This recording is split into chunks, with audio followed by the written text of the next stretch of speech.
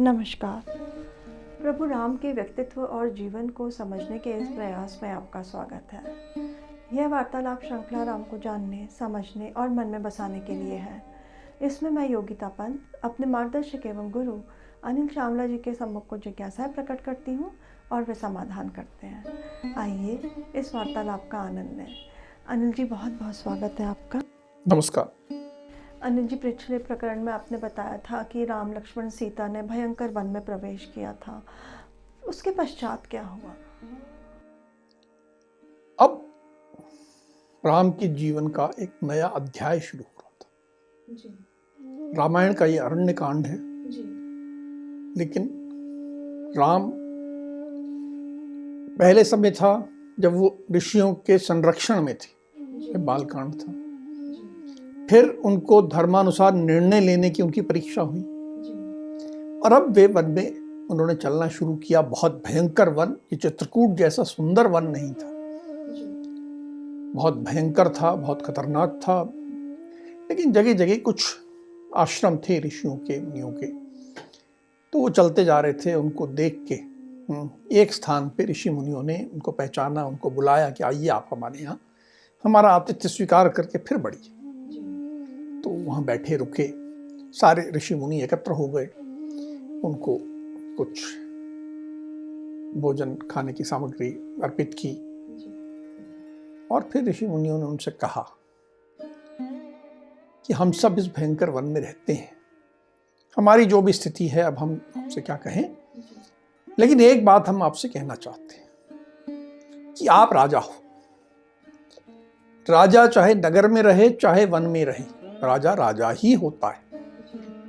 वह इंद्र का एक भाग होता है और उसका ये कर्तव्य होता है, उसका ये धर्म होता है कि वह प्रजा की रक्षा करे। हम सब आपकी प्रजा हैं, आपको हमारी रक्षा करनी है। देखिए उन्होंने क्या कहा कि ये नहीं कि भरत राजा बन गए, वहां जिम्मेदारी अयोध्या में संभाल रहे हैं तो आपके ऊपर कोई जिम्मेदारी नहीं है। आप यहां वन में रहते हुए भी राजा हो और आपको राजा के रूप में अपनी जिम्मेदारी निभानी है।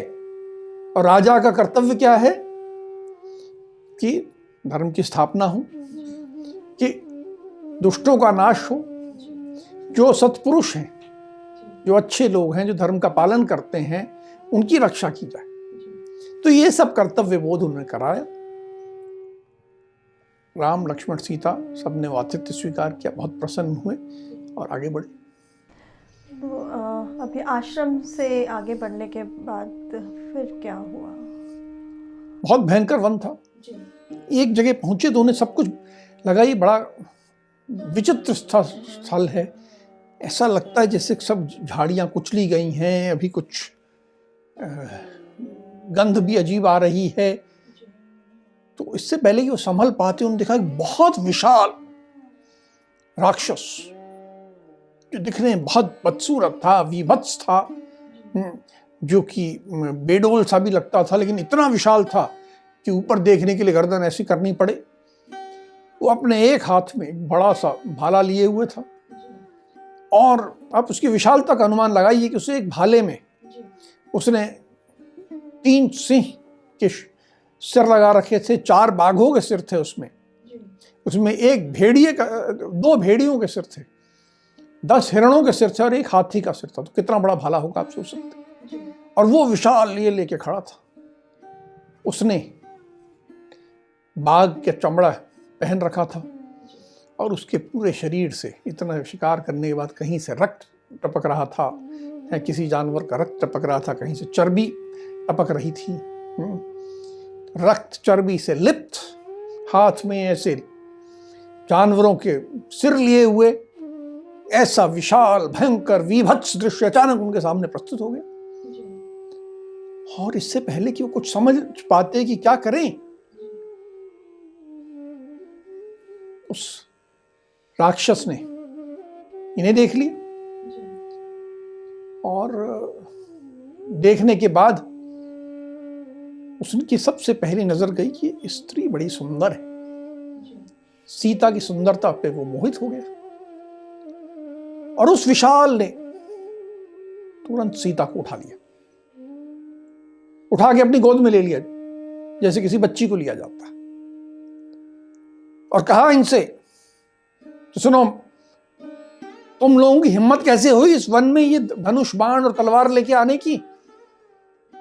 क्या तुम्हें अपनी मृत्यु का डर नहीं है? ये मेरा क्षेत्र है, मैं विराध नाम का राक्षस हूं, इस क्षेत्र में तुम कैसे आ गए? और तुम दो एक स्त्री के साथ घूम रहे हो, बड़े अधम प्राणी हो तुम। अब ये तुम्हारा अधर्मपना नहीं चलेगा। अभी मैं इस स्त्री से तो विवाह करूंगा और तुम दोनों का खून पीऊंगा। अपनी जान चाहते हो तो भाग जाओ यहां से और इस स्त्री को मेरे पास छोड़ जाओ। एकदम भौचक्के होने वाली बात, ये सोच ही नहीं सकते थे। इतने अच्छे माहौल से, स्वागत से आ रहे और एक ऐसी स्थिति निर्मित हो गई। तो ये राम और लक्ष्मण जो हैं वो तो बहुत क्रोधित हुए होंगे वो राक्षस के ऊपर, उन्होंने सीता को ऐसे दबोच लिया। देखो, क्रोध से ज्यादा क्रोध तो बाद में आता है। पहले एक पति के लिए कितनी पीड़ादायक बात है कि उसके सामने उसकी स्त्री को कोई दूसरा पुरुष स्पर्श करके अपने आलिंगन में ले रहा है। राम अत्यंत दुखी हो गए, एकदम दुख में डूब गए। ये क्या हो गया? मेरे सामने मेरी स्त्री जिसकी रक्षा की जिम्मेदारी मुझ पे है, उसको इस राक्षस ने अपने आलिंगन में ले लिया, उसको स्पर्श कर दिया। बोले लक्ष्मण से कि देखो, माता कैकेयी ने हमें इसीलिए वन में भेजा था। वो अपने बेटे को राजा बना के संतुष्ट नहीं हुई थी, इसीलिए भेजा था ताकि हम ये सब कष्ट सहें। देखो कैसा कष्ट है। उन्होंने कहा कि मैं जब मेरे हाथ से राज्य निकल गया तब दुखी नहीं हुआ था, जब मुझे वनवास के लिए भेज दिया गया तब भी दुखी नहीं हुआ था, जब मेरे पिताजी की मृत्यु का समाचार मिला तब भी मैं इतना दुखी नहीं हुआ था जितना आज मैं दुखी। लेकिन इस समय जब वो अचानक दुख के सागर में डूबने लगे तो लक्ष्मण ने उन्हें संभाला। लक्ष्मण ने कहा कि भ्राताश्री, मैं आपके साथ हूं और आपका सेवक हूं। मुझ जैसे सेवक के रहते आपको चिंता और ऐसे दीन भाव मत लाइए मन में। मेरे मन में बहुत समय से बहुत सारा क्रोध एकत्र हुआ है। मैं बहुत सप्ताहों से बहुत क्रोध पी चुका हूं और उस सारे क्रोध को निकालने का भी मुझे अवसर मिला है। मैं तो युद्ध के लिए तड़प रहा था और आज हम इससे युद्ध करके इसको मार के अपनी वो युद्ध की इच्छा को पूरी करेंगे। आइए इससे हम युद्ध करें। ये लक्ष्मण ने राम से कहा। इसके बाद थोड़ी सी दोनों में जो घबरा गए थे, राम वो सहज हुए कि हाँ, मुझे दुखी नहीं होना है, दीन नहीं होना है, युद्ध करना है। यहां एक बहुत महत्वपूर्ण बात देखिए, हर व्यक्ति के जीवन में कितना भी बड़ा हो, कितना भी महान हो, कितने भी गुणवान हो, कुछ क्षण आते हैं जब वो कमजोर हो जाता है।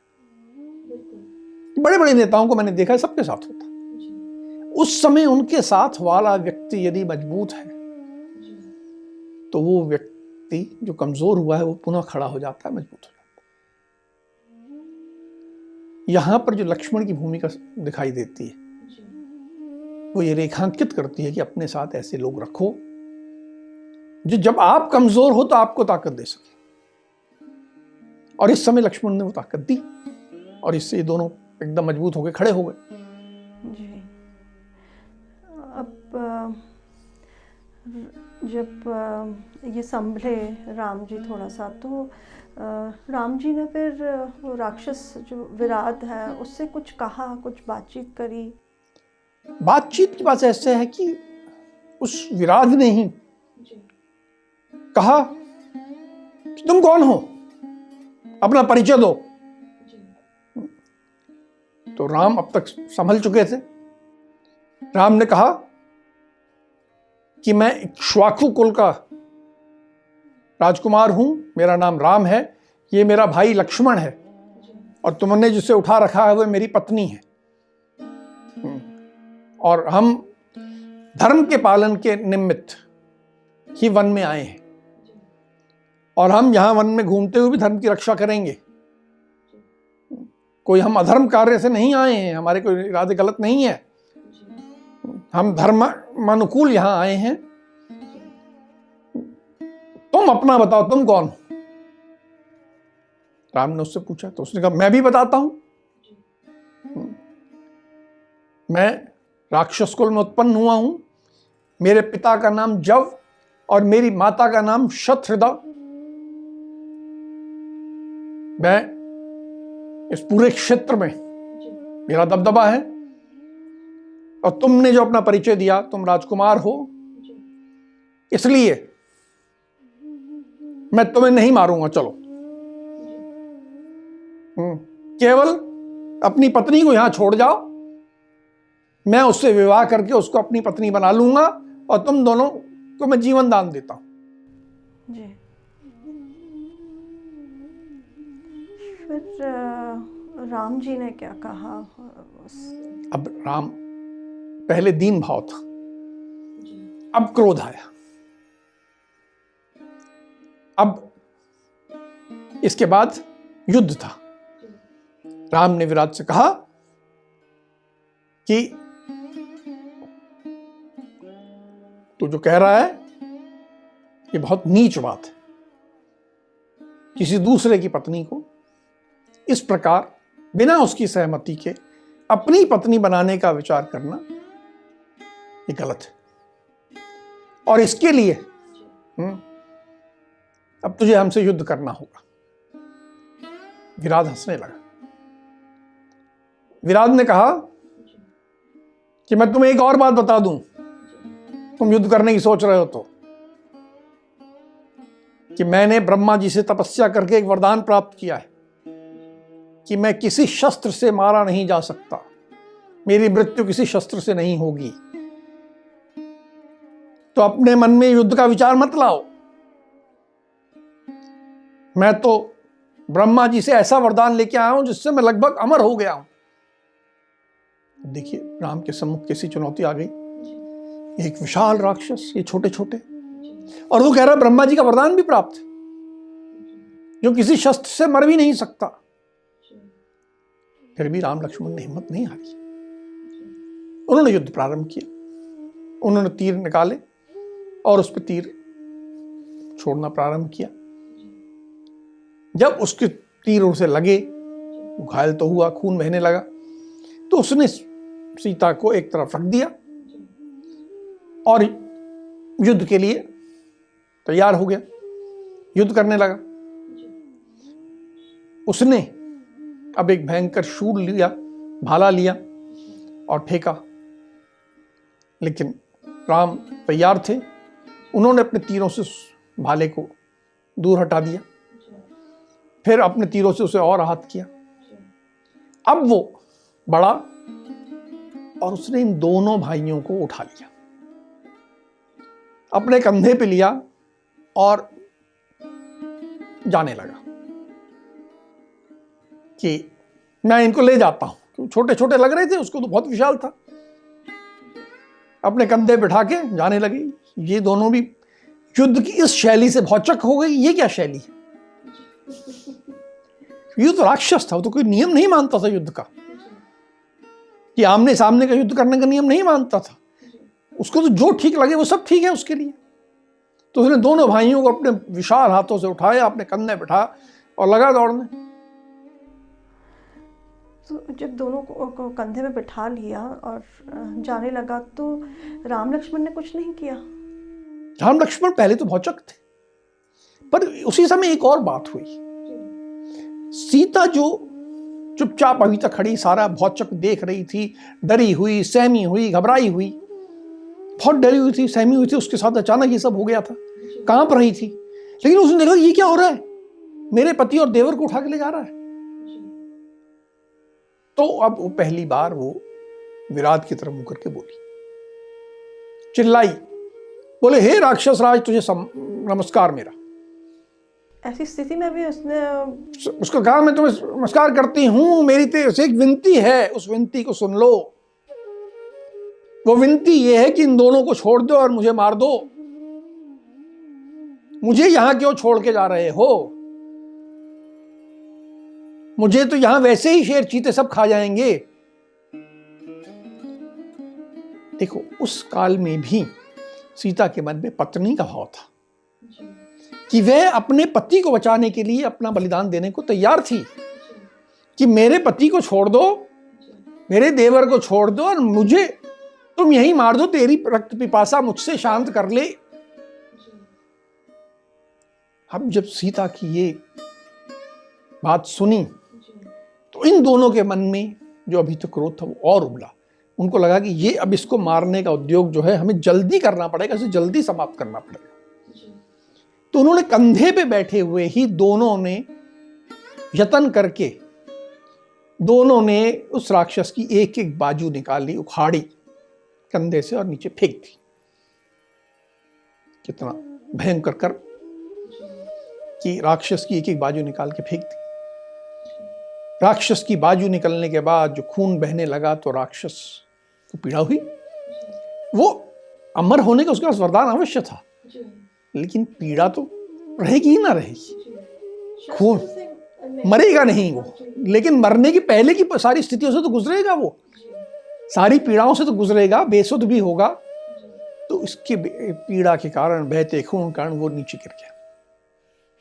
जब नीचे गिरा तो दोनों भाइयों ने उसको और पीटा, हाथ से, पैर से, घूंसे से, जिस ढंग से थे मारते जा रहे थे। लेकिन उन्हें एक बात समझ थी कि ये सब करके वो मरेगा नहीं। तो अब राम ने अपनी बुद्धि का प्रयोग किया, युक्ति का प्रयोग किया। राम ने विराट के गर्दन पे अपना पांव रखा और उसको दबा दिया। अब तक विराट को होश आ चुका था।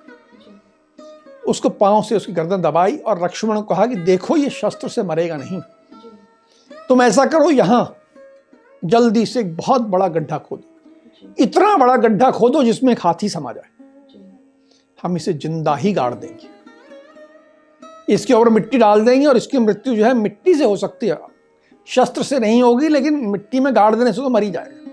जी। अब जब राम जी विराट के गर्दन में पैर रख के खड़े थे तो विराट कुछ चिल्लाया, कुछ कहा राम जी से उसने? अब इस समय एक बहुत विलक्षण घटना हुई। जब कोई व्यक्ति अपनी मृत्यु के बहुत करीब पहुंच जाता है, उसके सामने मृत्यु दिखने लगती है, तो कई बार होता है उसको बहुत पुरानी बातें याद आ जाती हैं, स्मृति में उसकी उभर जाती है। विराट को अचानक अपने पूर्व जन्म की याद आ गई। विराट ने कहा, अरे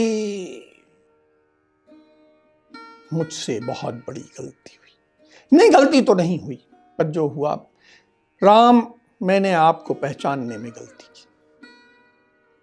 पर मैं आपको बताऊं, मैं इससे पहले